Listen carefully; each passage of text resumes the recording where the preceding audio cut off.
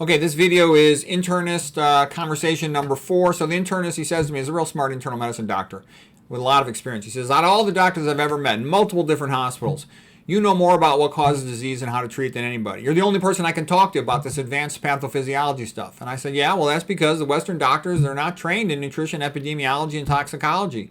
And there's no reward for studying it and learning it.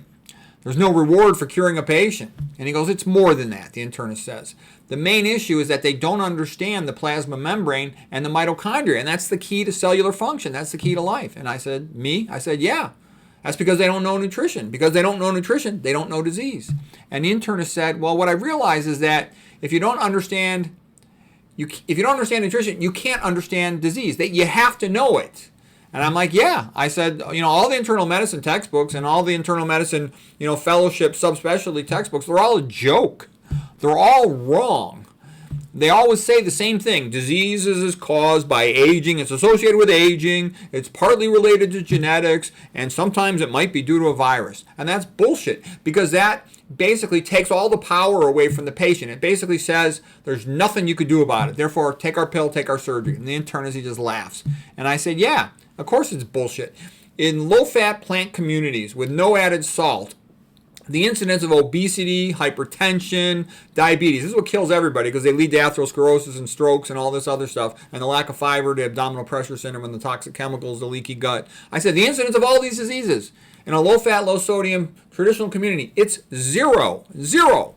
Okay, maybe 1% from some rare disease. Okay, it doesn't happen. It's a non-issue. Okay, you won't find a fat rice eater in an Asian country, and they ate 90% of their calories from rice. All right, so the internist just laughs, and I said, you know what, conventional treatment of chronic disease, it's a joke. They're like a sports team that always loses. They brag about themselves as being the gold standard, but they're a joke. They always lose. What kind of a sports team would brag about losing every single game? They never cure a single patient of these chronic common diseases. That's why they call them chronic diseases, because they can never cure them. The patient has to keep taking pills. The pills don't work so well. They end up getting surgery, and they die prematurely. That's what always happens. That's what 99% of people do with their health. It's a joke. It's a disgrace.